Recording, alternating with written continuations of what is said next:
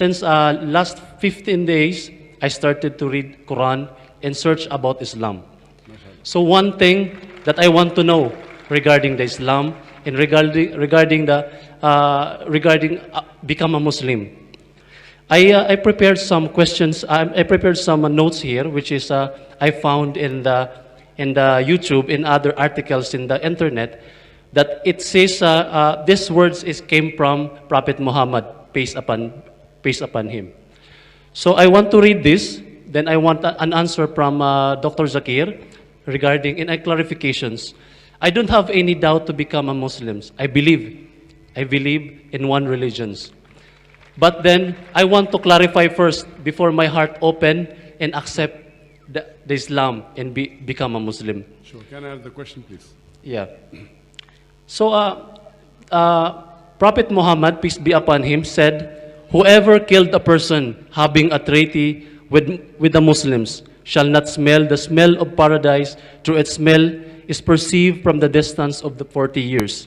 Another thing, if anyone kills a man who grants protection prematurely, Allah will forbid him to enter the paradise.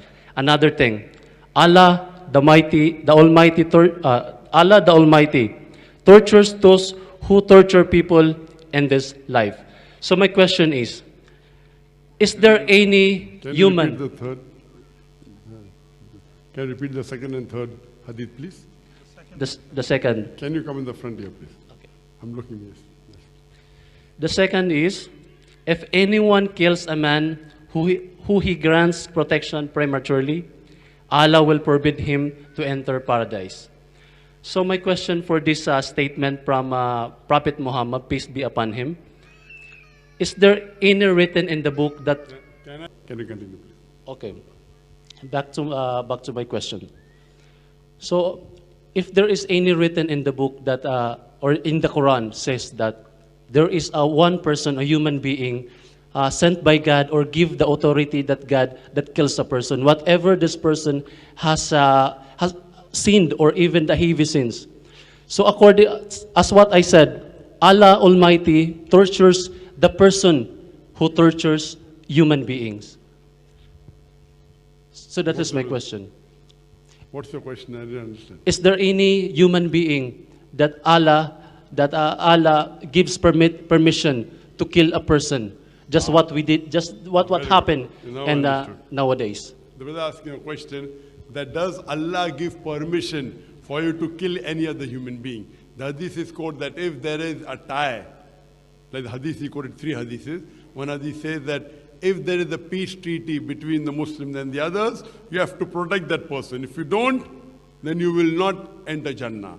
The second says that you cannot kill a person who is under peace treaty. If you do that, you shall not enter Jannah. All these verses talk about you should not kill any other human being which is under treaty. There's also another verse in the Quran which I quoted in my talk, which is a very important verse in the Quran. In Surah Ma'idah, chapter 5, verse number 32, which says that if anyone kills any other human being, whether it be a Muslim or non-Muslim, unless it be for murder or for spreading corruption in the land, it is as though he has killed the whole of humanity. And if he saves any human being, he has saved the whole of nation. So according to the Quran, as well as the Hadith, you cannot kill any innocent human being. And your question, who can you kill? Only that person, as the Quran says, unless, you cannot kill any other human, unless he spreads corruption. So if a person spreads corruption in the land, then you can kill him. Do not kill any other human being unless he commits murder. If someone has murdered someone, and then if you murder him, Quran gives permission. Secondly, if he spreads corruption in the land, for example, if a man goes and rapes a woman, it is spreading corruption. So the penalty in Islam for rape is death penalty. So the only 2 places where you can kill any other human being is that if he is spreading corruption in the land or if he has committed murder. Spreading corruption can include many things. For example, as I said, committing rape of a woman. So if these 2 things are there, these 2 are the only time where death penalty can be given, and the Sharia specifies this, where death penalty can be given. If you read the hadith of Muhammad sallallahu alaihi wasallam, there are cases where death penalty can be prescribed. In all the other cases, if you kill any other innocent human being, if he is not spreading corruption in the land, and if he has not committed murder, then it is as though you have killed the whole of humanity. Hope that answers the question. Hope you are convinced. Brother, hope you are convinced with the answer. Yes. So would you like to take the Shahadah now? A request of the brother again. I prefer that the people should be down. They should not be called on the stage so I can interact. I'm turning my back to the audience, to the camera. Okay, as I was saying, that all of you believe that there is one God? Do you believe Prophet Muhammad is the messenger of God? And you believe that Jesus Christ, peace be upon him, is the messenger of God? Is anyone forcing you to accept Islam? Are you doing out of your own free will? Out of your own free will? Are you doing it out of your own free will? Is anyone forcing you? Okay, I'll just say it in Arabic. The same thing, that there is one God and Prophet Muhammad is the messenger, and you repeat it, inshallah, after me. Ashhadu. Can you give the microphone, please? Dr. Mazhar. Ashhadu. Ashhadu. Allah. Allah. Ilaha. Ilaha. Illallah. Illallah. Wa ashhadu. Washhadu. Anna.